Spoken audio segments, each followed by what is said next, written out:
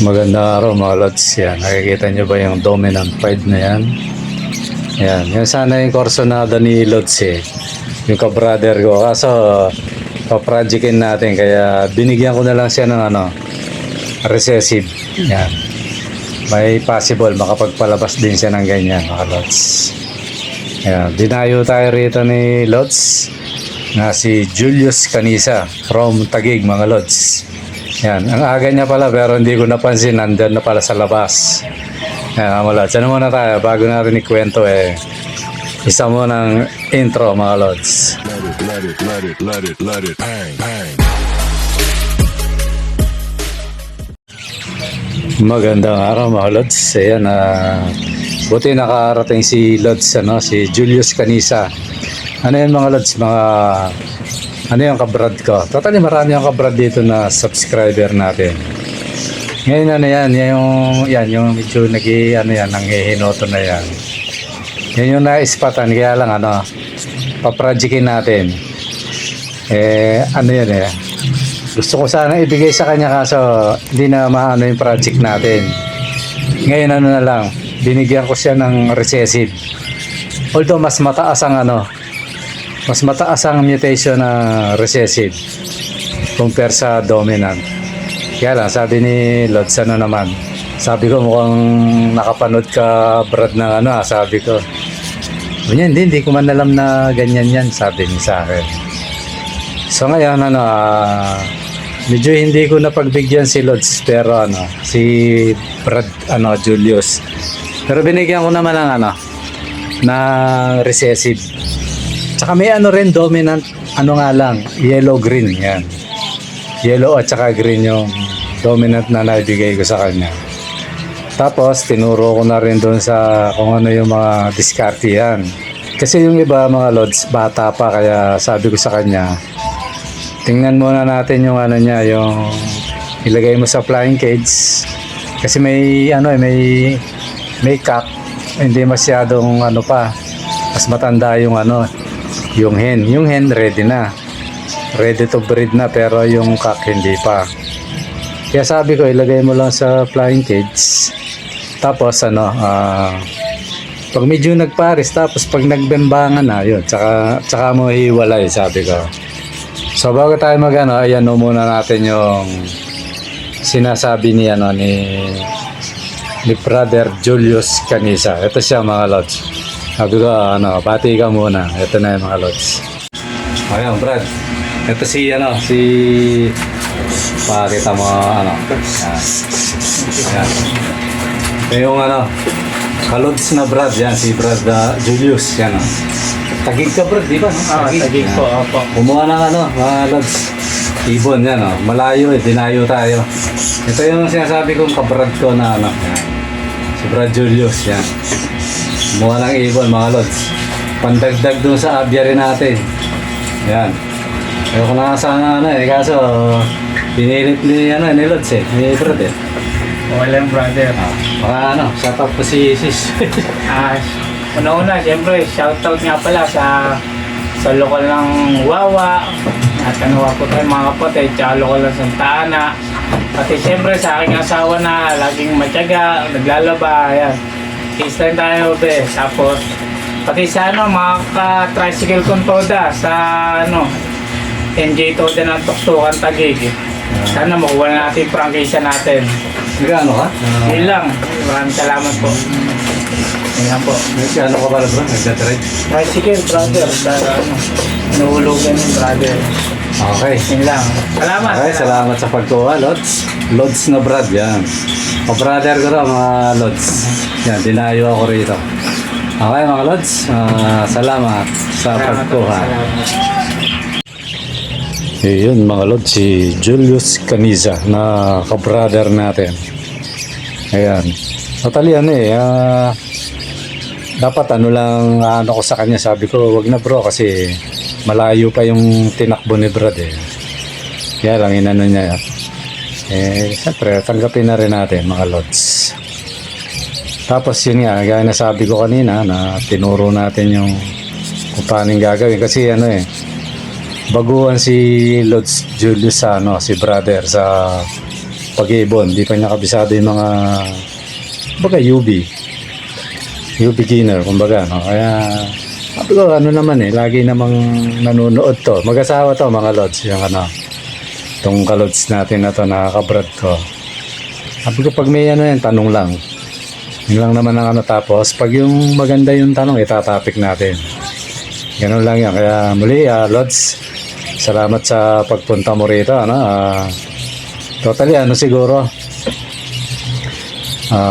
pambili ng patoka yun, yung bumili ka ng ibon, pambili ko ng patoka kasi napansin mo yung ano, wala na sa kalahati yung galon.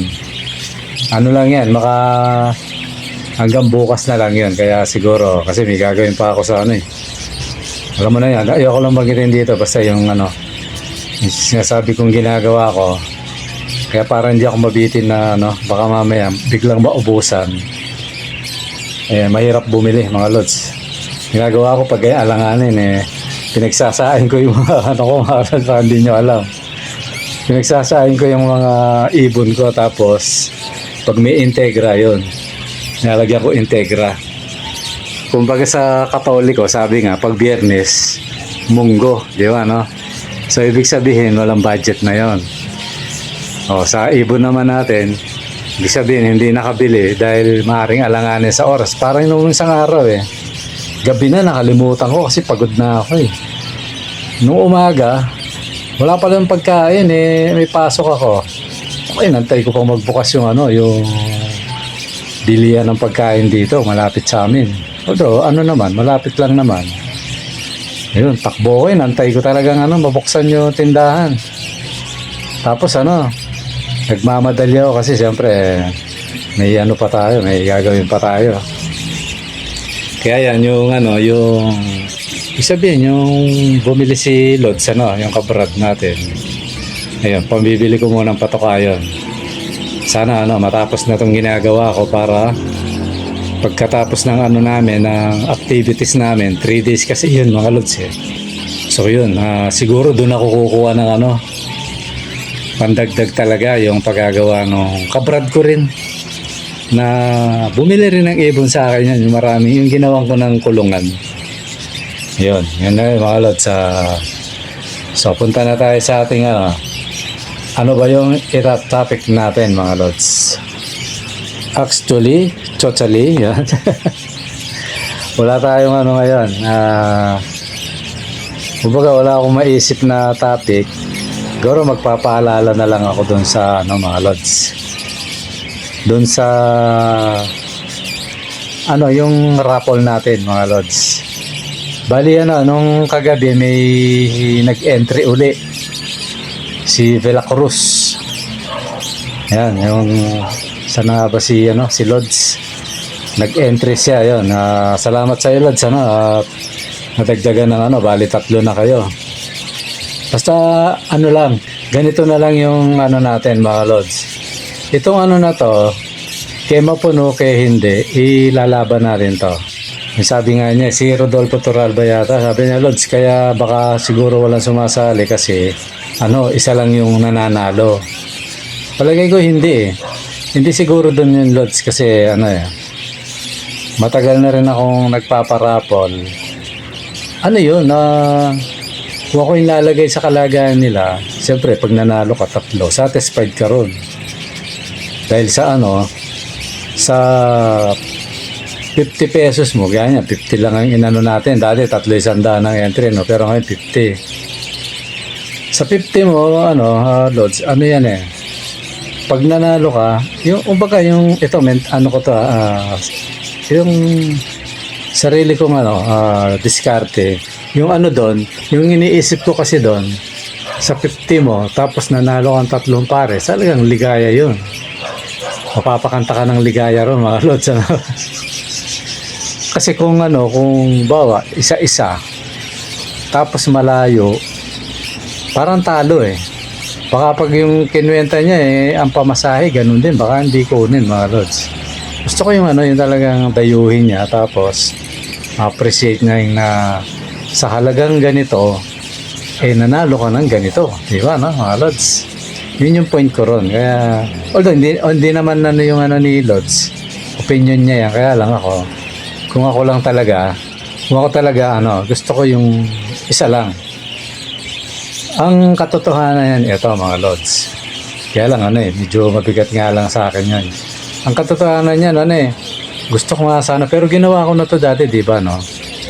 Bukod sa, yung may bayad, tapos may free pa, no?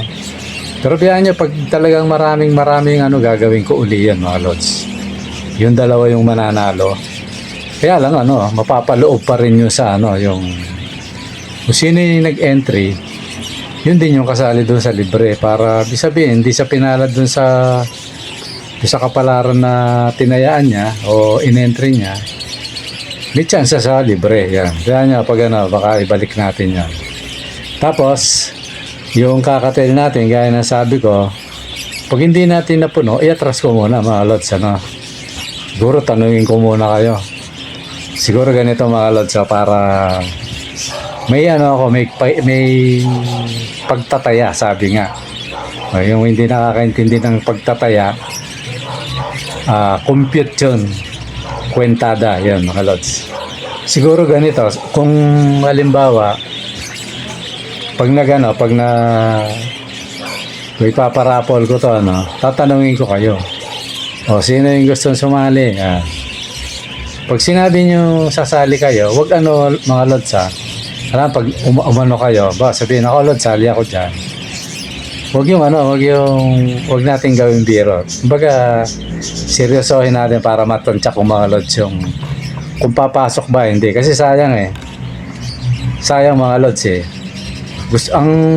ko sana, kesa i-out ko, di ba, ipaparapol ko para kung sino man ang swertihin, ayun, instant kakatil mga lods. At saka pa sana to habang bata para maturuan nyo. So mga susunod siguro, pag naparapol ko to, tatanungin ko kayo. Diba, Okay, sabihin ko, sino yung may gusto ng milk crema? Para kumesa mga lods, Me!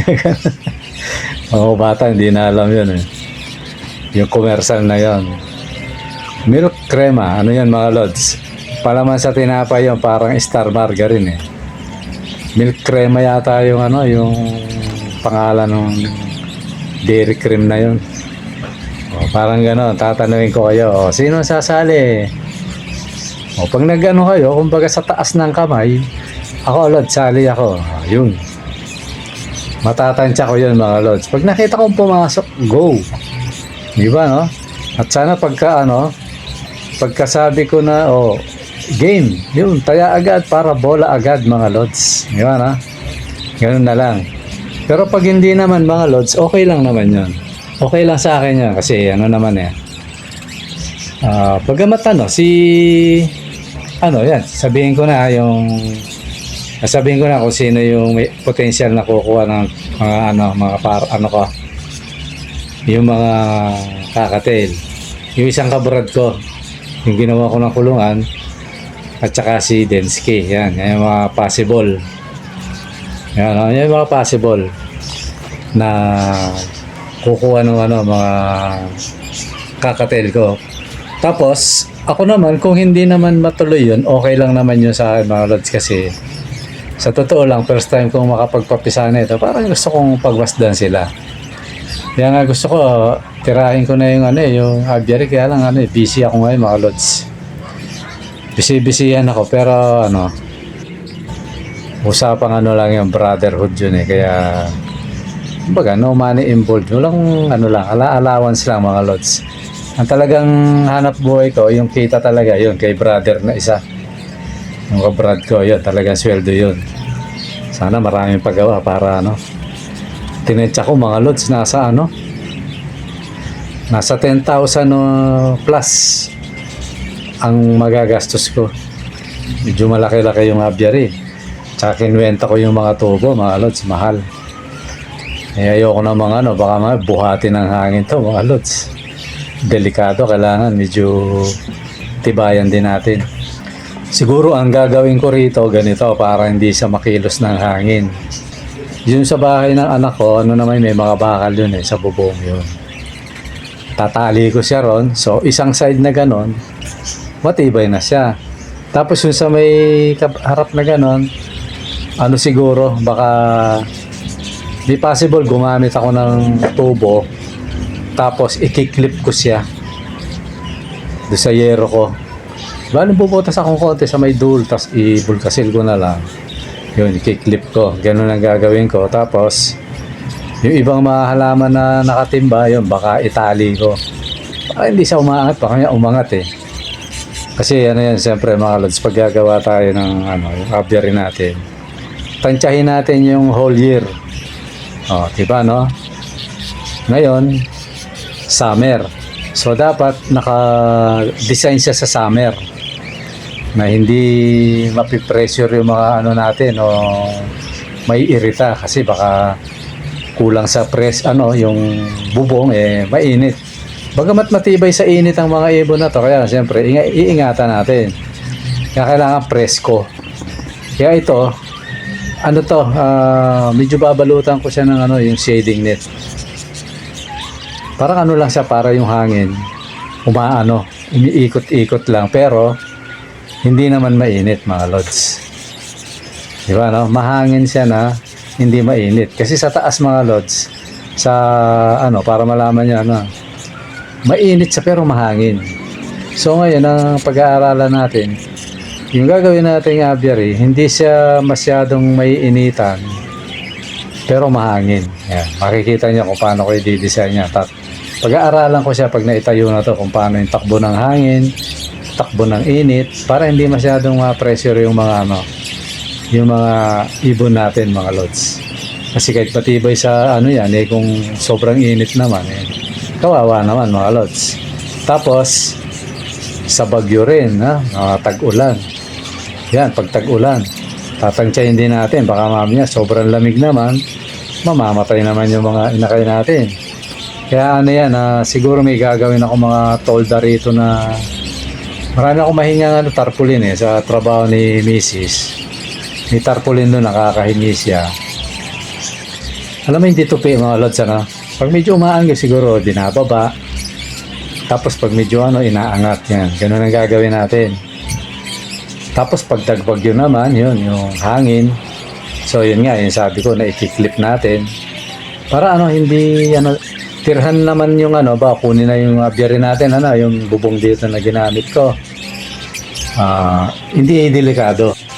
Kasi ako mas pabor ako na halimbawa, lumipat na ako, So, siguro kung gusto na niyang tayuan, pwede na para so, yung aviary natin, nakokoberan siyang konti nung bahay ng anak ko, tapos yung kabila naman, so may kakapitan akong may kakapitan ako na hindi naman kakapitan kasi bawal yun sa kapitbahay.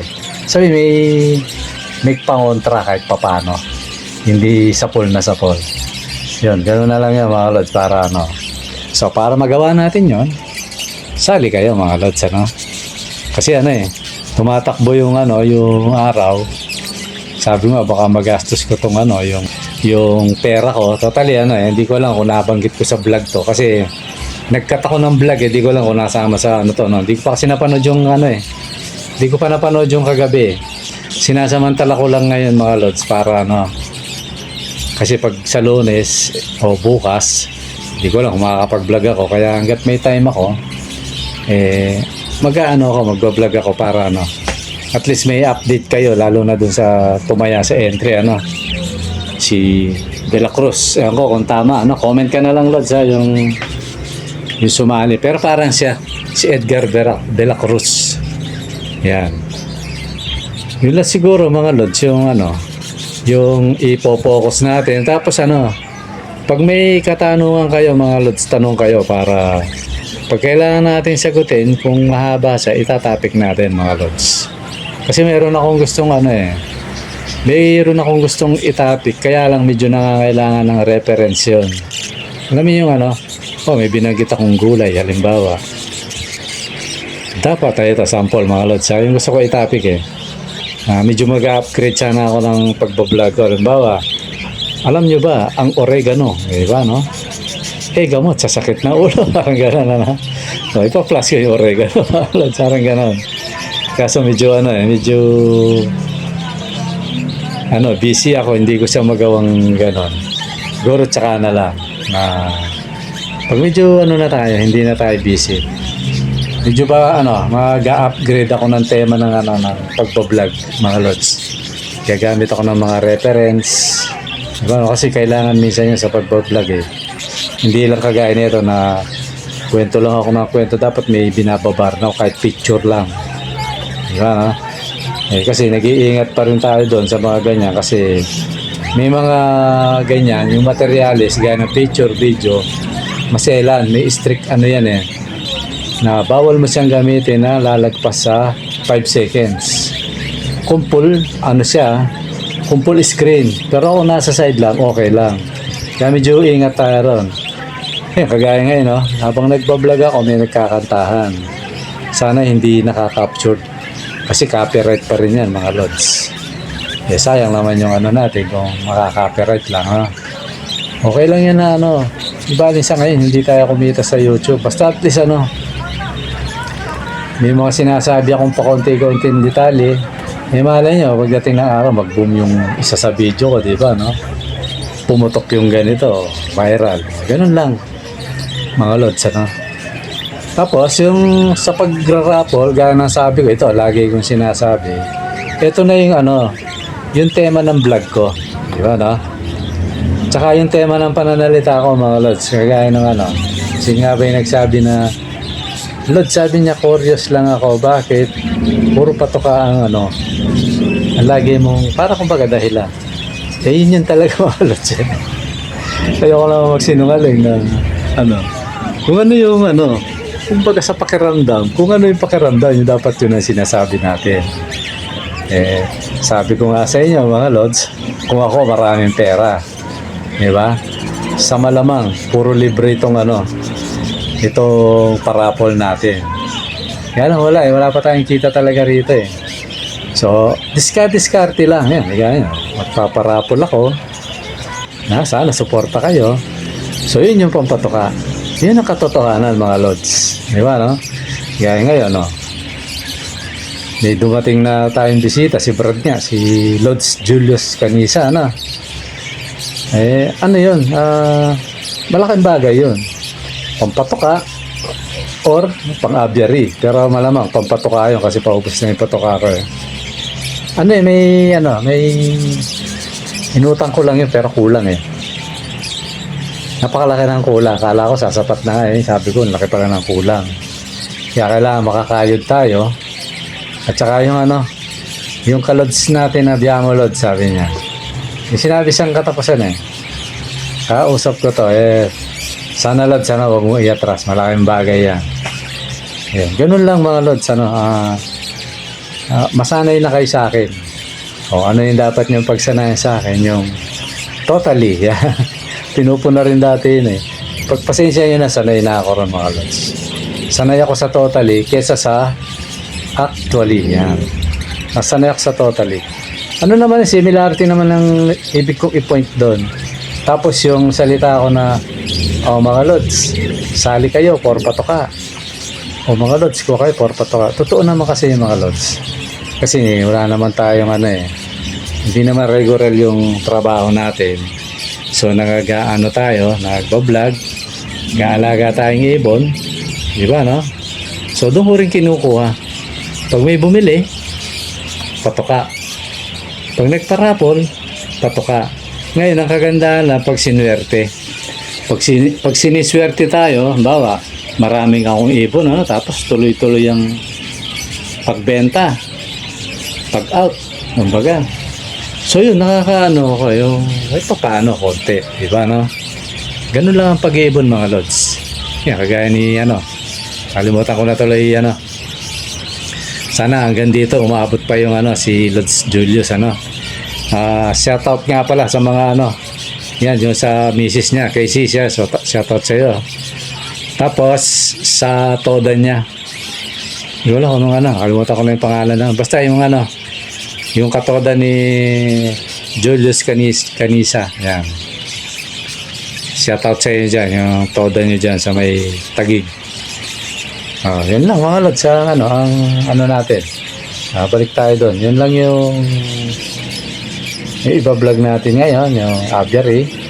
Maganda nga sana, ginagawa ko na para gumawa ko na, tapos di ko natapos. So, bibinlag ko. Nabukasan na naman, itutuloy natin, iba-vlog na natin. Dapat ganun sana, kaso may busy pa talaga. Kailangan natin gawin yun, atas ng tungkulin. Pag natapos yun, medyo muna, relax. Bagamat relax, may ginagawa kami. Alam ni Brad Julius yan. Itong 3 hanggang 5, pagkatapos ng yung activities namin, yun. Tatrabaho na ako. Yun na yung totoong sana makarami ako para makaipon ako ng pandagdag sa aviary natin, mga lods. Ganun lang ang buhay, mag-iibon. Mga lods, lang. Diskarte lang. Ako, hindi ako nawawala ng loob. Tutuusin, laking gastos niyan. Sa 10,000 mahigit yung gagastusin ko. Napakamahal na materialis ngayon. So, kung medyo mahina ang loob mo, atras ka na. Baka ibenta mo na lahat, pati kulungan, kagaya yung mga napagkikita ko sa, mga napapanood ko. Wala, hindi ka magiging successful na breeder ng ibon pag gano'n. Lang yan, libangan lang kasi to. Hindi ko naman ginawang hanap buhay to, libangan. Kung nag-out man, pampatoka lang. Yan lang talaga, masanay na kayo sa akin, mga lods. Okay, mga lods, siguro yun lang, at maraming salamat sa panonood. Bye-bye.